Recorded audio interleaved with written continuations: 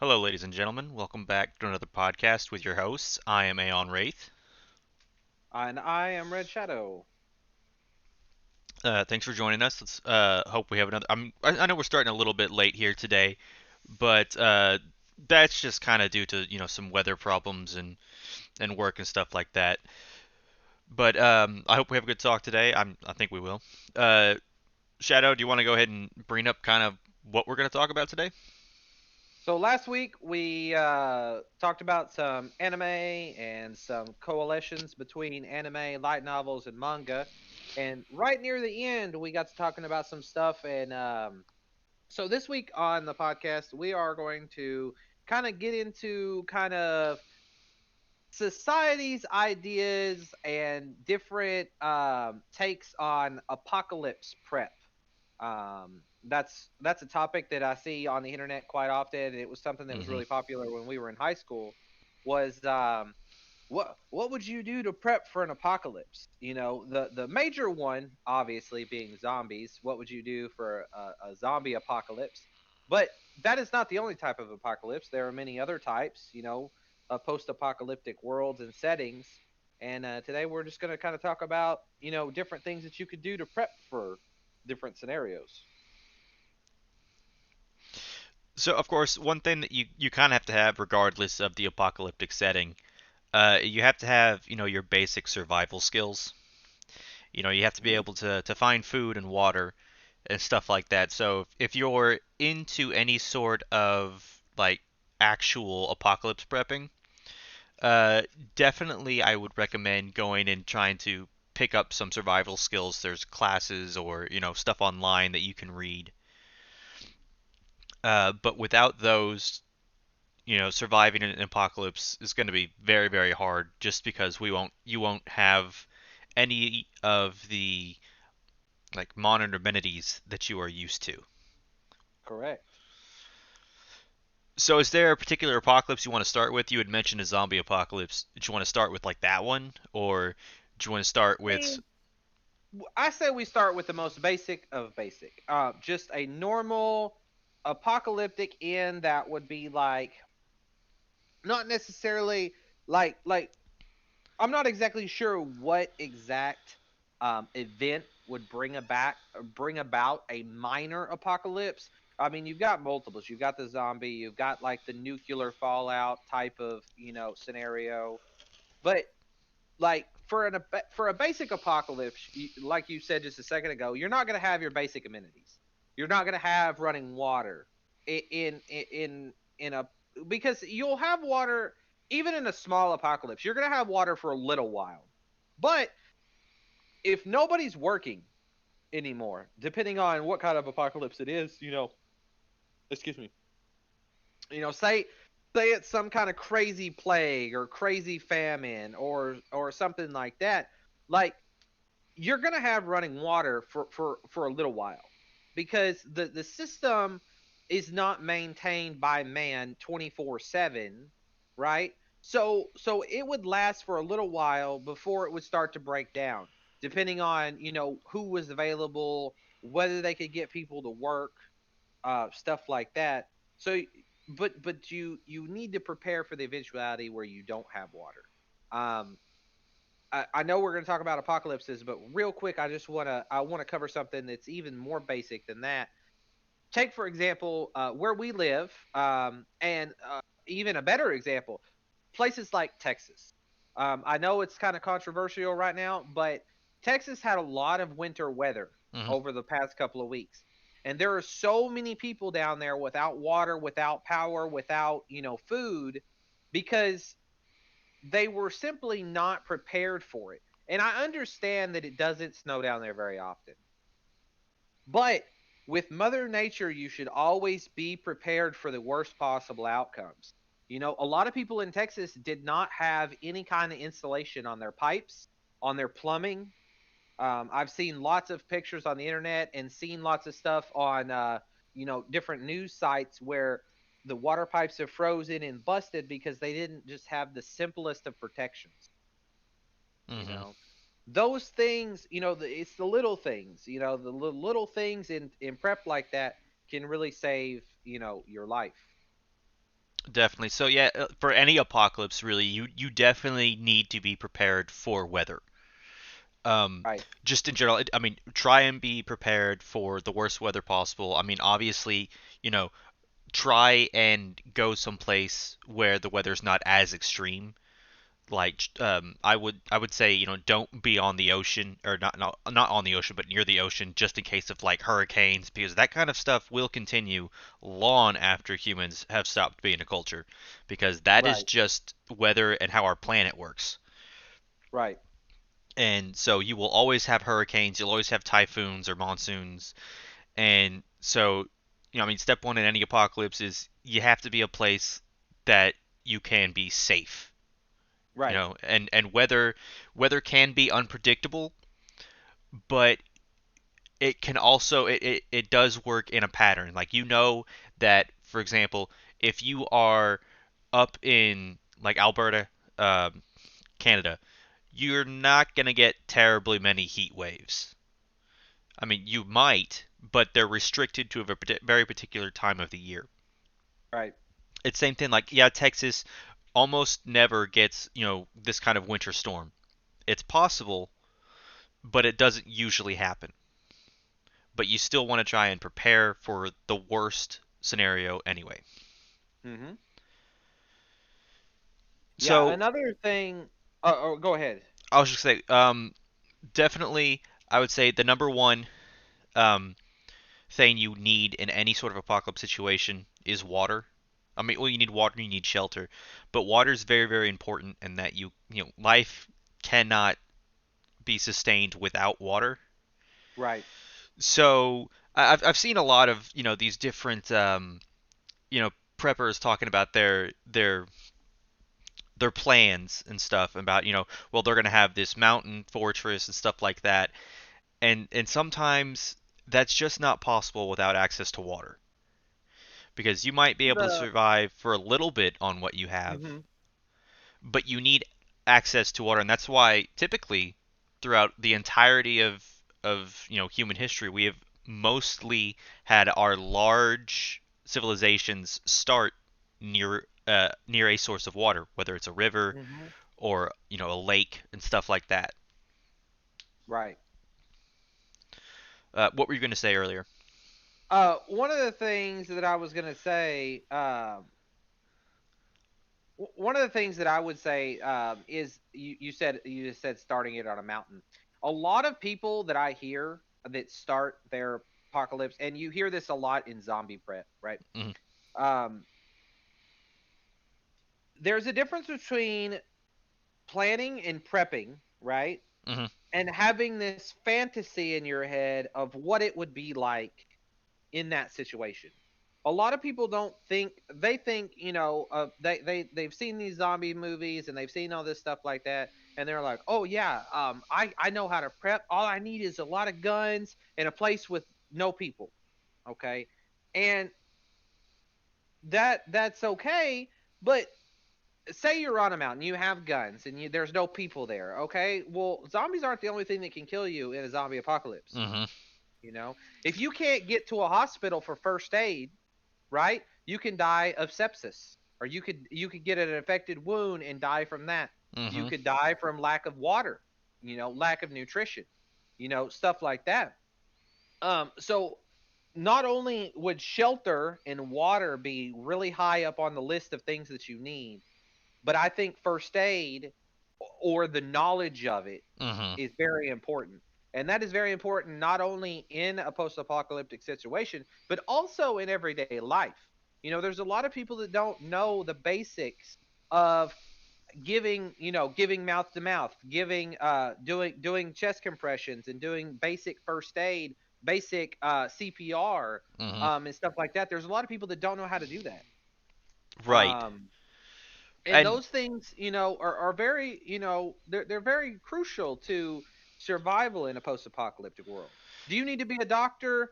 No, but you need to have a basic understanding of the human body and what it would take to repair anything from a minor to a semi-major injury. it's funny you bring that up, because honestly, a lot of these, preppers or planners, when they're laying out their ideal scenario, they are almost always by themselves. And it's Right. unfortunate that humans really can't survive like that. We have evolved in a way that, we have to be in groups. And that's simply because one person can't do everything. You know, Right. like you can't be the doctor, the farmer, the protector, you can't do every job No. and get it done. You have to have more than one person. So definitely, be careful with who you group with, but you do have to have a group. Right. And another token on that, one of the things with the group is, say you're in a post-apocalyptic world where there are many dangers, right? Zombie apocalypse, different types of apocalypses where there's, enemies, Yeah. enemy case scenario. You're gonna have to sleep Mhm. at some point. If you're completely by yourself and you stay awake for say 24 hours, there's no one to relieve you. Right. And if you pass out and you're not able to wake back up for, a predetermined amount of time, you're completely defenseless. You need at least two, Mhm. but you Yeah. really Ideally. idealistically you'd want about four to Mhm. 10. Right. I Yeah. think any more than 10 would be too many. Any less than four would be kind of stretching it, because Mhm. the more people you have, yes, you'll have better security, you'll have better structure, you'll have better coverage for when you need to sleep. You can sleep in shifts. Um, Mhm. so with four people, you could have two teams of two. You could have one that would have like an 8 hour rest and 4 hours of downtime for a 12-hour period, and then the other set would have 8 hours of sleep, 4 hours of downtime. You see what I'm saying? Mhm. Like total, but then the other, like whenever the one group is in sleep or downtime, the other one obviously is doing 12 hours of you know cooking, cleaning, doing the perimeter, watching for whatever it is. The Right. more people you have, the bigger the groups, or not necessarily the bigger the groups. You can still stay in groups of two, but now instead of having a 12-hour shift, you could have an 8-hour shift, or you could have more people. You could have two groups of four, or two groups of five. But anything more than 10, you're going to have more water. You're Right. going More to have water, more more food, food. Yeah. more Just resources in general. not to More mention more shelter.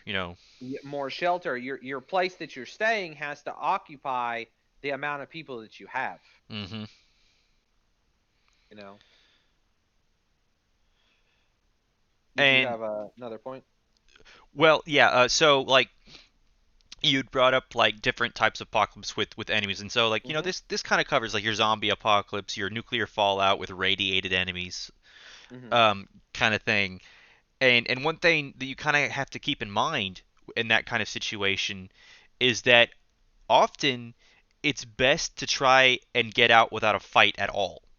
You know, Right. because it's just not worth the risk. Like in that kind of situation, you've talked about medicine, and really this is prevalent if you don't have the traditional medicine that we have now.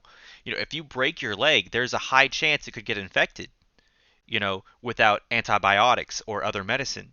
And so it's just best to not even put yourselves in situations where you might get injured. And I see a lot of these things. It's like, well, during the zombie apocalypse, I have all my guns. I'm gonna go out there and start hunting zombies, and that's probably a good way to die. You know. Well, yeah, because not only do you run the risk of getting hurt in those encounters, but fights attract attention. Hmm. The object is to not draw attention to yourself. Go ahead. Now, I will say that one thing that we haven't really like touched on just yet is the difference between you know the different apocalypses where you can have electricity, Mm-hmm. right? So like one of the apocalypse that you can kind of try and prepare for is a massive solar flare or a big EMP that wipes out all technology. Mm-hmm. it's unfortunate that if that happens, you do lose a lot of amenities. You lose like flashlights and stuff like that. You have to go back to torches and anything really that is completely physical, Hmm. um, and not really chemical in terms of its reactions.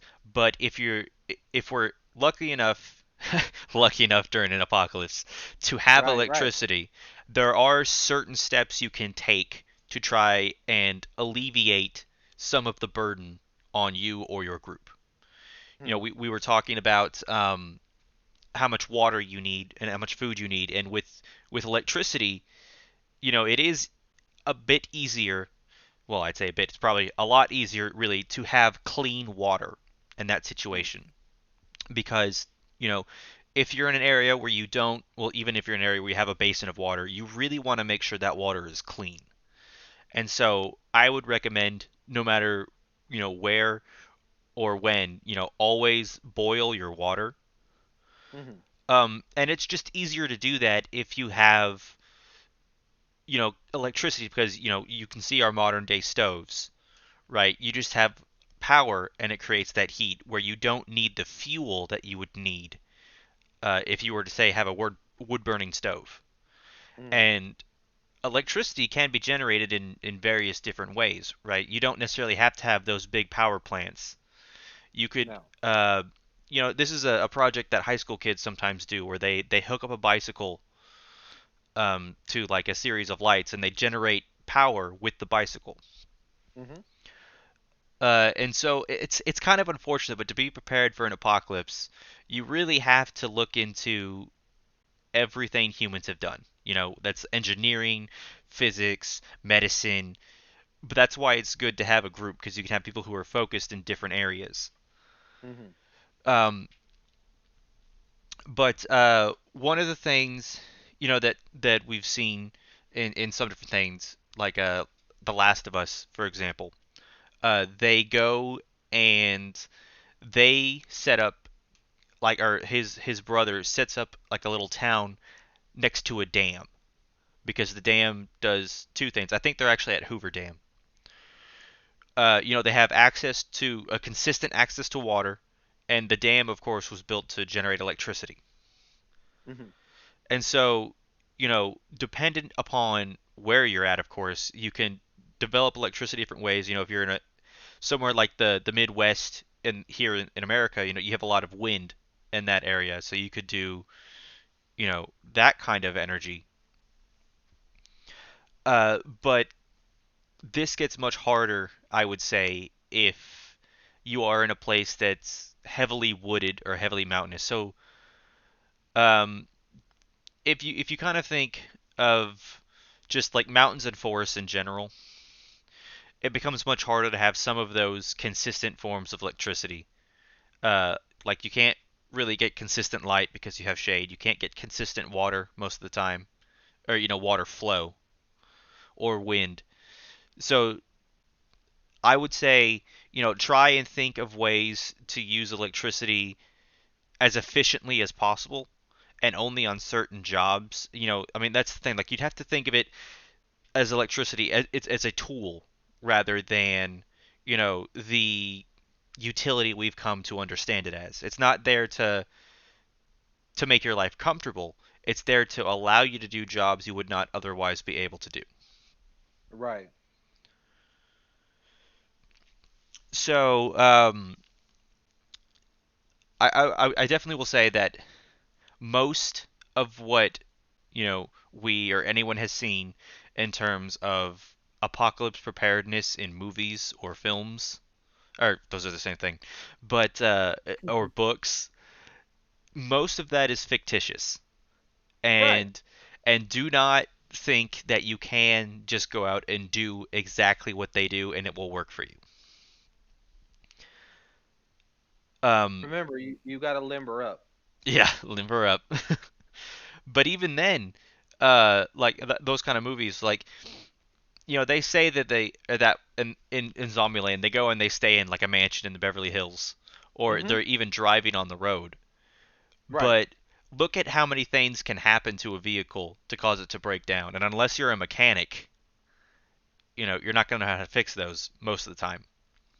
See, that goes back to our other point is it depends on what kind, there's a lot of Mhm. preppers out there, that prep for all different kinds of scenarios. But you never know what kind of turnout it's going to be. Mhm.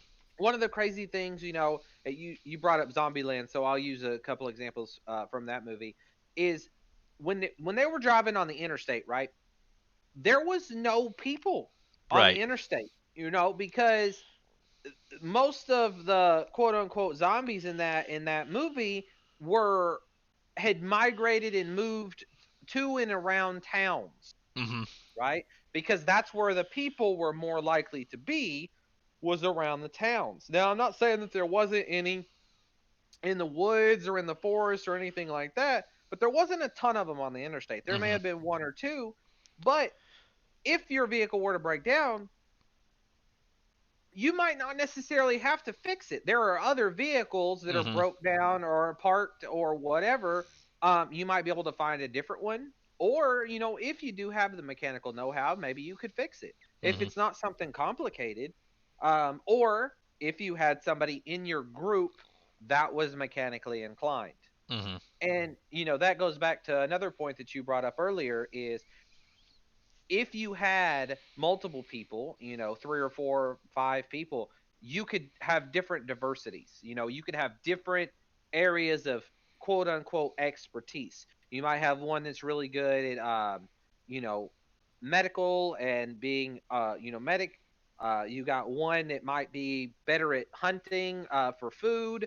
You might have another one that's better at cooking. You might have one that's kind of a mechanic slash engineer type of guy that can like fix things that go wrong. I mean, just kind of diversify up. Mhm. Yeah, and so, like, if you have the time and the resources, definitely kind of experiment a little bit. Try to do some of these things um, that would help you to survive after this. Like, go and try and start a garden just to see the kind of things you'd have to do, or go and learn some basic skills, like hunting or making traps and snares and stuff. Because I don't know about you, Shadow, but I know next to nothing about hunting. And so I would not be good at all in terms of getting meat. I know a little bit about gardening, You can but fish. even then, like, I'm not that great at it. And so, you sometimes you'll see stuff like people spear fishing, but that's actually very hard.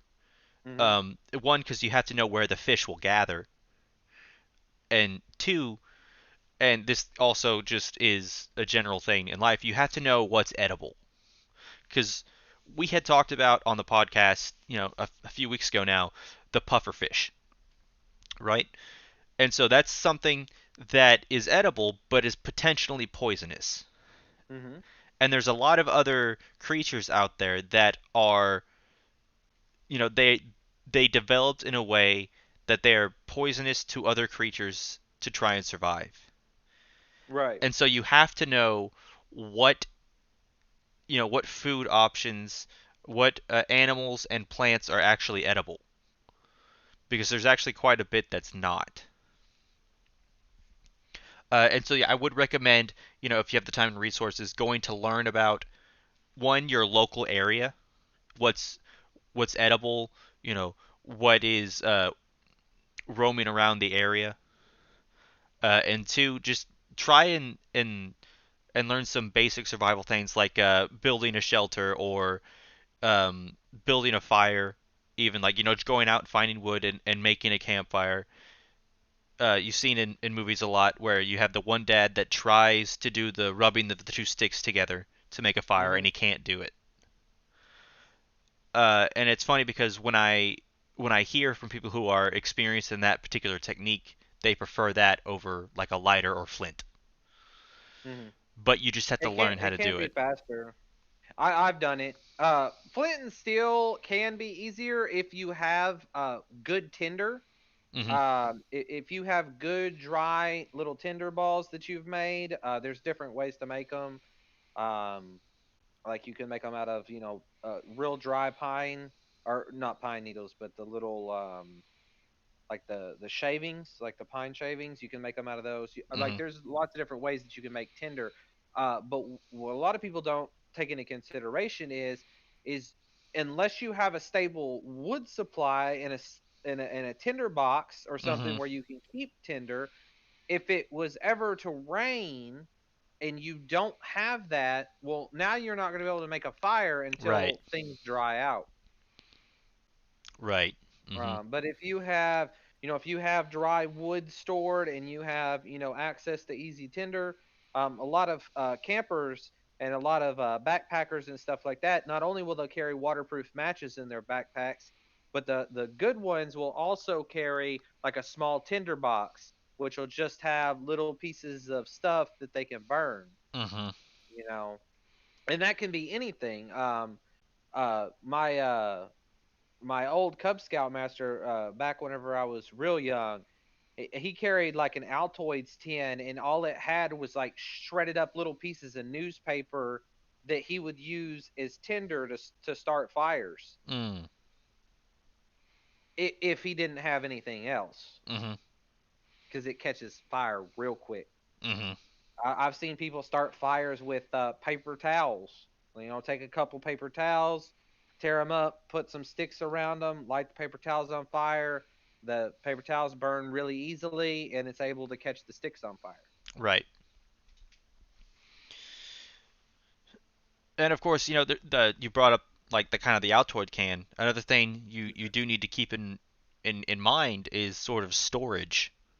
Hmm.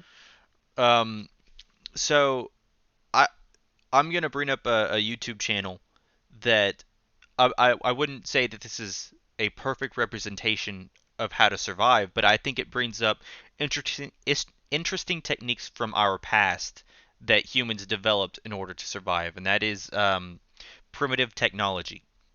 The YouTube channel Primitive Technology, where he kind of goes out into the woods and just tries to make some of the basic stuff that the nomadic humans in the past had made. So like he makes like pottery. Uh, he did a really interesting thing where he made charcoal actually, but it's very involved and it takes a lot of time and effort. Um, Right.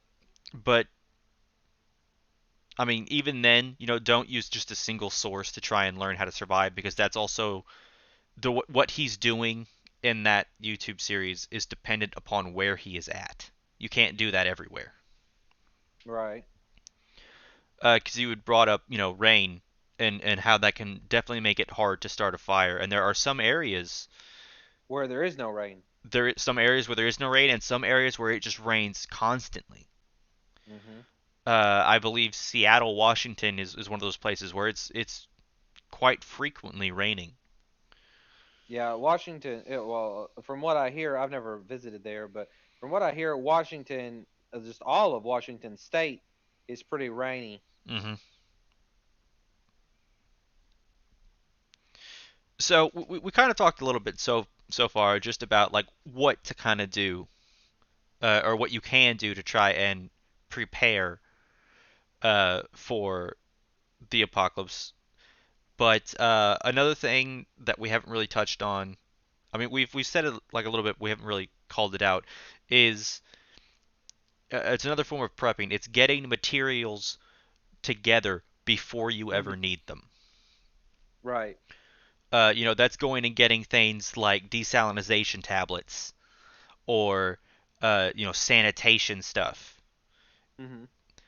And you could even get, because we have them, a pretty good selection out there now. They're called MREs, meals ready to eat. They are essentially freeze-dried foods that Right. are good for a decade.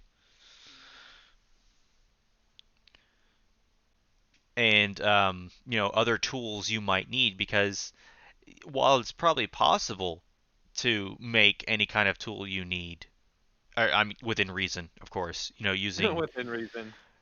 using like stones and sticks. Hmm. Uh, they will never be quite as efficient as what we've developed. Right.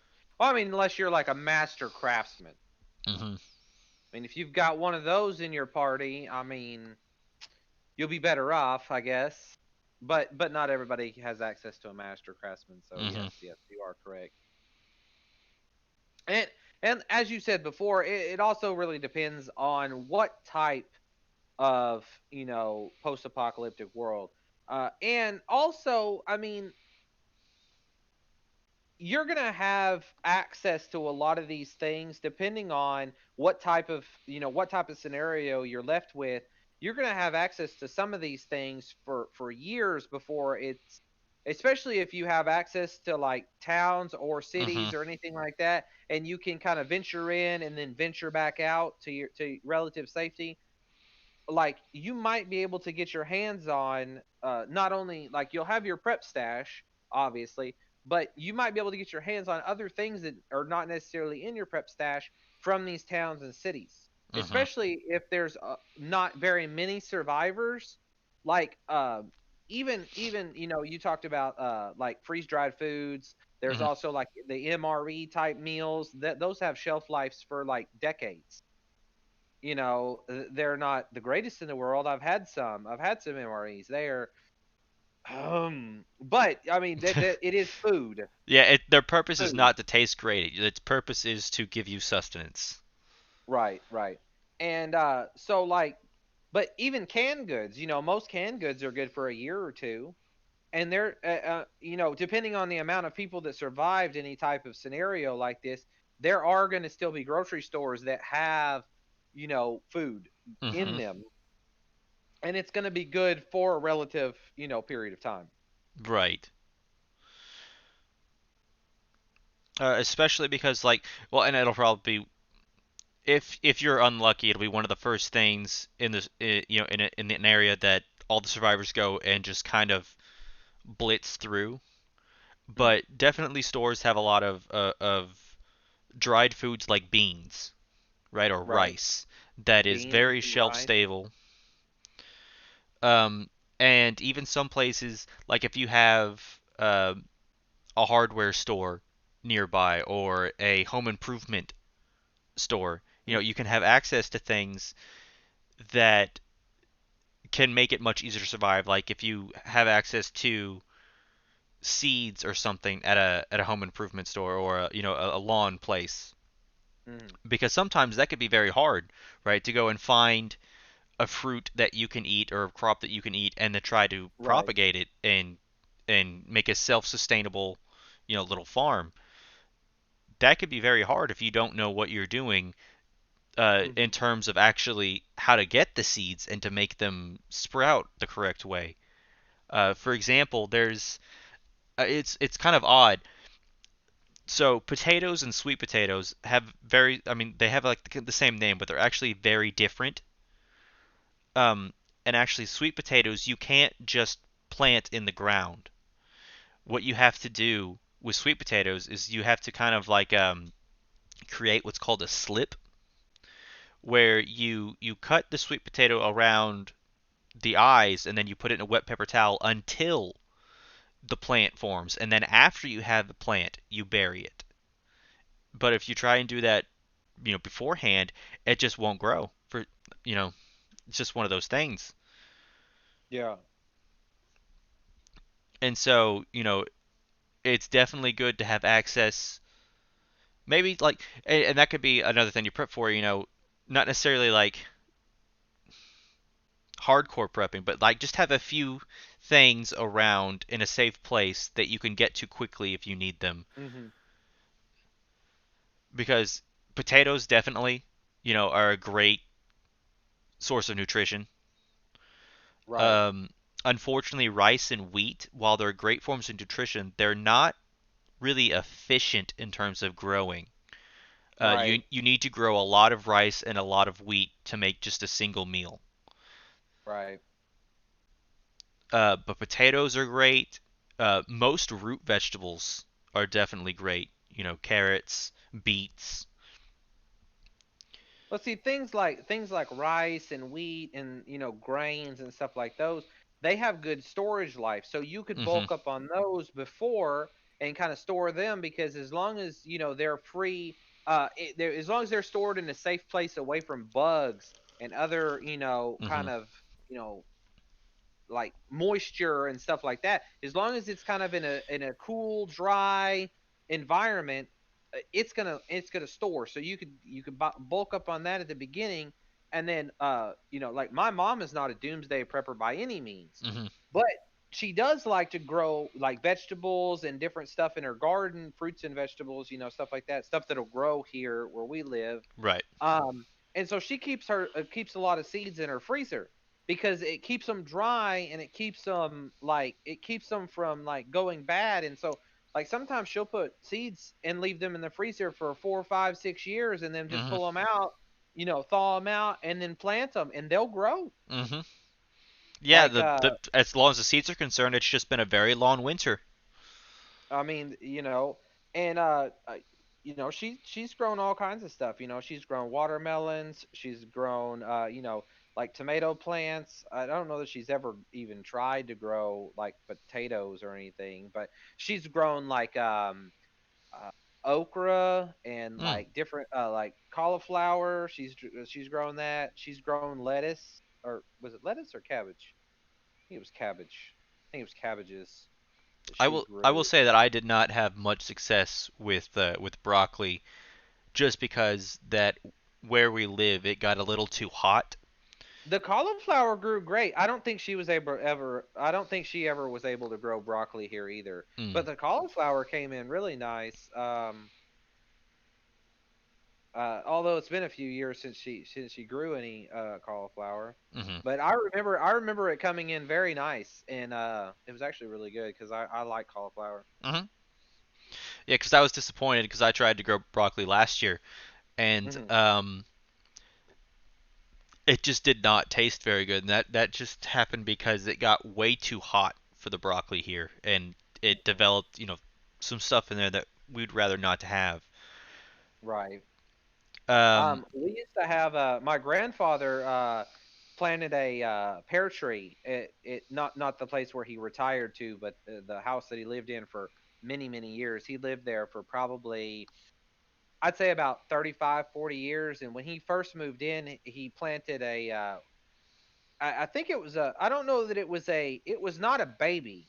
Like it was a quite, like it wasn't a baby tree, but it wasn't like a full grown tree. It was like Mm. a an aged sapling, I Mhm. guess is what it was. He got it from a buddy of his. He had pear trees at his house. And so my grandfather got this tree, and they dug it up and dug the roots up and everything, and he put it at his house. And I mean, we had pears every year. We ate pears, Mhm. Just keep in and I mean mind, they were great. for our viewers, if you do try and plant trees, just keep in mind that the first few years you will not have fruit. Mm, That's not until the tree is mature that you will get right, consistent fruit. Other plants, yeah, you can get fruit the year you plant them, but trees are a little special. right.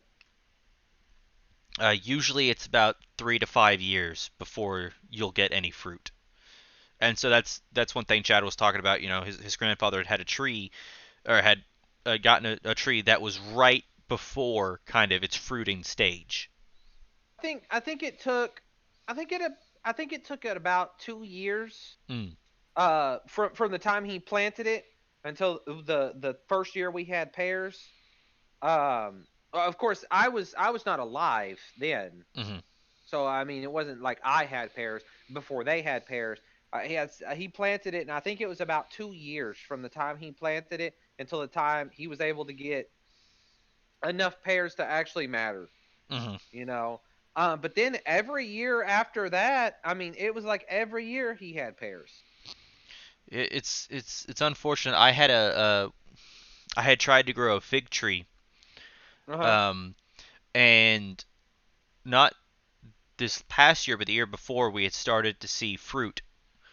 Um, and unfortunately, I don't know exactly what. I don't know if the tree got struck by lightning or something, but most of the tree died. I still had like branches growing near the bottom, and they fruited this past year, but the fruits never matured. Like the fruits were always just tiny and inedible, and it was just unfortunate that that kind of fruit tree, you really are only going to get edible fruit from mature branches. Hmm. And that just kind of goes back to knowing, what you're planting and exactly how it operates. Right. Especially because there are some um, different plants that it's much better if you soak the seeds in water before you ever plant them. I believe sunflowers are a good thing to do for that. To soak the sunflower seeds for like 24 hours before you ever plant it. Some Speaking, peas are like that too. I was gonna say, speaking of sunflowers, you want to hear something crazy? What? So I went over to my mom's house after it had been a while, and I don't really pay attention to their little garden that they have. Like I don't really ever pay attention to it. And I was walking up to their house one day, and I'm like looking at this plant from the back, and I can't tell what it is. I'm just thinking to myself, that is one tall plant. It's so tall. Because the last time I had been over there, it was like four or 5 days. Like I hadn't been over there, and I had never seen it before. And then it was just there, and it was so tall. I mean, it was so tall. It was like 2 feet or 3 feet above the fence. Hmm. And I like walk in, I walk in the gate, and I walk up there, and I turn around and like look up at the plant, and it's a sunflower. And I'm like, I didn't even know you could grow sunflowers here. And Hmm. I didn't know they were so tall. I mean, the flower was like 7 foot tall. Yeah. And We. I asked my mom about it. I was like, "You planted a sunflower?" She goes, "No." She was like, "My husband was spitting sunflower seeds out there, and I guess one of them just." She's like, "I guess one of them just took root and grew." Interesting. I was like, "I didn't even know you could do that." Yeah, because I grew a red velvet sunflower this past year. Oh yeah. Hmm. And yeah, it got 7 feet tall. I mean, it was so tall. I was like, I've seen sunflowers, in movies and different things like that, but I've never seen one that was that tall. Hmm. Yeah, that's one thing that's pretty good about the area we live in is that the sun is rather strong. Yeah. So the plants do get good energy. I mean, there are quite a few things that we can, grow here. Uh, I mean, it's very diverse. Hmm.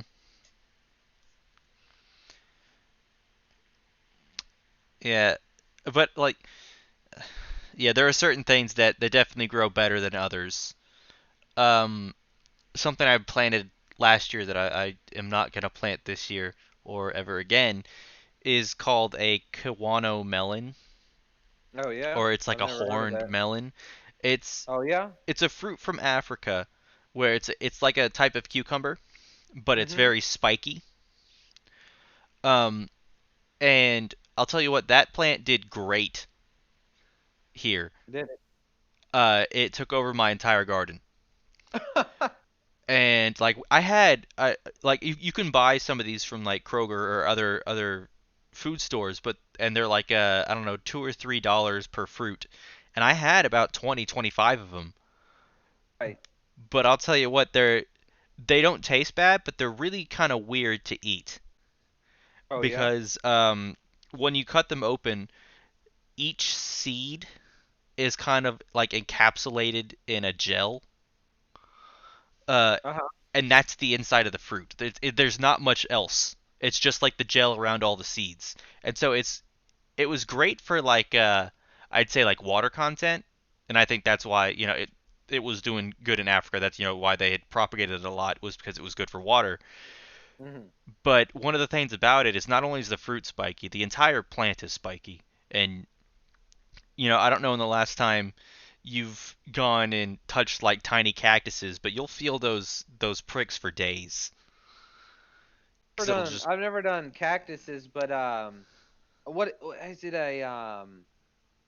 What are those bushes that have the really really spiky, like, is it a holly bush Yeah. or Hmm. my great grandparents, they had those all out in front of their house. And one day I was walking and it was icy. I was probably 6 maybe, and it was slick. The sidewalk was slick, and I slipped and I fell. And when I fell, I like I tried to catch myself, and I stuck my hand in that holly Hmm. bush. And man, I tell you what, I pulled my hand out. I had leaves stuck in my hand. I didn't even know that I didn't even know that that was possible back then. Hmm. And man, you talk about hurt. They hurt for days because some of the little spines broke off under my skin, Right. and we couldn't get them out, because they were so fine and so tiny. For all I know, Yes. they're still in there. No, I'm just joking. They're There not was a still in period there. I had a cactus splinter in my hand for a good 6 months before I was finally Oh, able to get it out. Sometimes it just gets there and it stays in there, which I know this is off topic from what we've been talking about. Uh, but I'm always, whenever I see like a cactus splinter, I'm reminded of the Sword of Truth series oh yeah. in the very beginning where he gets that seed stuck in Mm. his hand. When you try Yeah. to dig it out, it It's just goes the deeper snake in. vine. The snake vine. Yeah,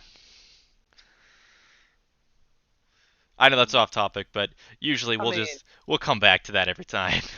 we're getting right down to the kind of the ending point for today's podcast. I know it's kind of a shorter podcast, but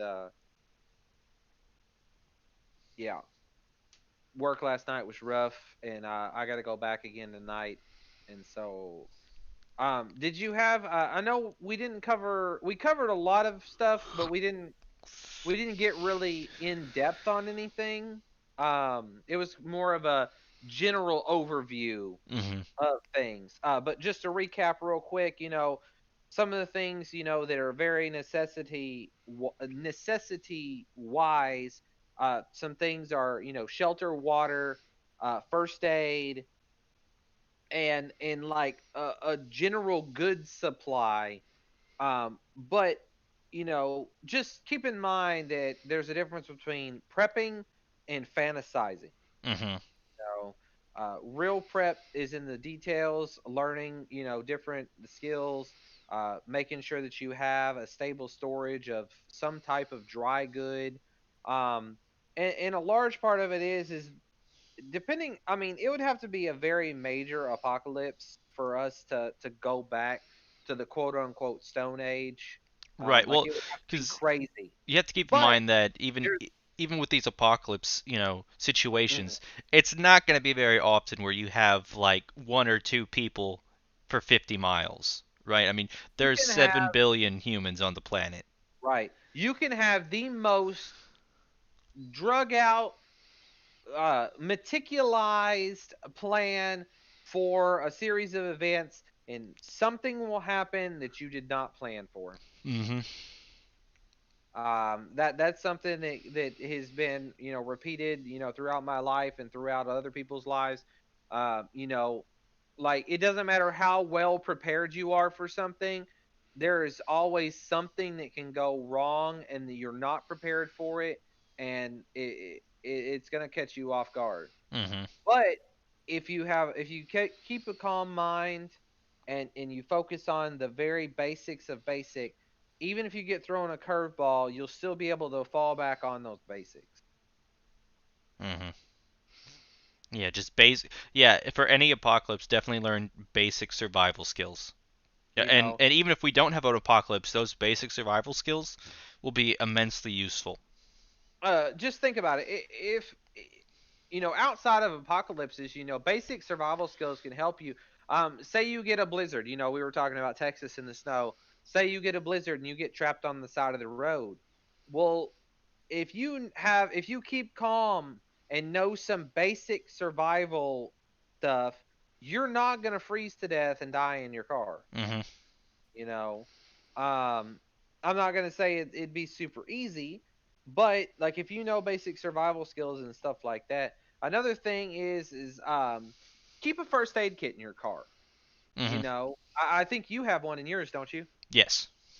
Keep a first aid kit in your car. Most first aid kits that you can buy real cheap at any of your stores, Kroger, Walmart, CVS, Walgreens, any of your major retailers here in the United States, you can get a $20 or less, sometimes a $30 first aid kit, and it's gonna have some water in it, Mhm. wrapped in foil. It's gonna have foil packs of water. That's gonna be good for 10 years Mhm. because it's foil sealed. You can't get bacteria in it, stuff like that. A lot of them nowadays they'll have some iodine tablets and some Mhm. water purification tablets in there. Might not have a whole lot. They're gonna have a few, but one of the biggest things that's in those first aid kits is a space blanket.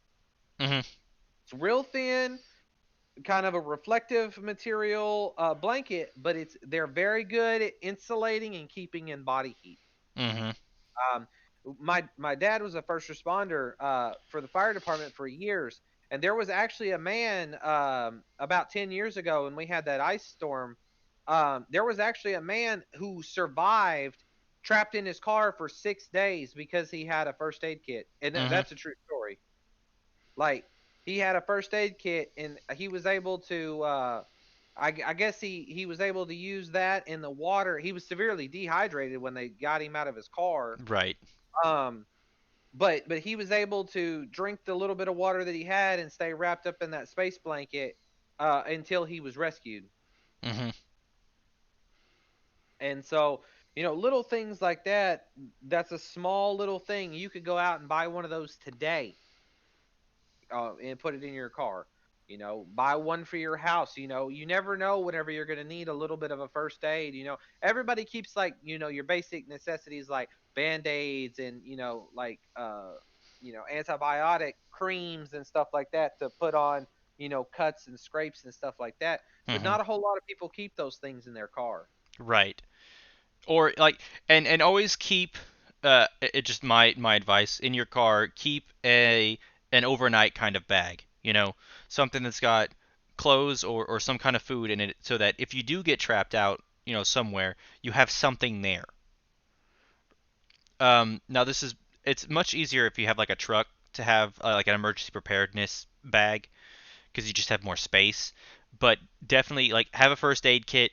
I would say have a few bottles of water at all times in your vehicle, um, and just anything else you would need to survive at least a night. Right. Uh, just just in case, because you never know when you might need one. Hmm. Well, I think that'll wrap up the podcast for this week. Uh, we apologize. We almost made the hour mark, but we will have another podcast next Sunday. Um, I, I I know Aeon Wraith has been streaming some. I caught his stream the other night. He was streaming Dungeons of Dreadmore. Hmm. Uh, I think he's gonna do some more streams. Kind of. I don't know if he's got a set schedule or if it's just kind of random. You It's want kind to of chime random in? for now. Yeah, just And I'm gonna also stream probably at least once this week, if not twice this week. I'm gonna try. I'm not sure exactly what day it'll be. It'll either be probably either tomorrow night or Tuesday night. I'm thinking about doing another Puzzle and Dragon stream. That one okay. seems pretty popular the other day. I may go ahead and do that again sometime in the next couple of days. Um, but that's all I have to say. I hope everybody enjoyed the podcast. I hope they have a good rest of their day. Hmm. Those of you that are in southern America, try and stay warm today.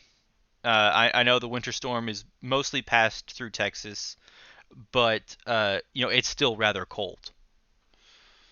So stay warm, stay healthy, and try to be prepared for every single type of apocalypse. So thank you for joining us. Uh, Try and join us against next week. We'll have some different stuff we'll talk about. We just kind of talk about random stuff in general. But thanks for watching, and we will see you next time. Bye.